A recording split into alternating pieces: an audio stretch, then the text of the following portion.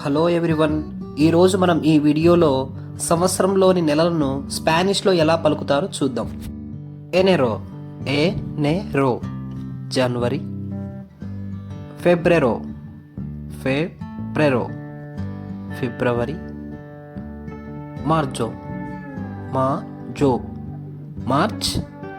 అబ్రిల్, అబ్రిల్ ఏప్రిల్.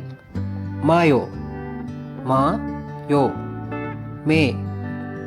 హునియో, హునియో జూన్. హులియో, హులియో జూలై.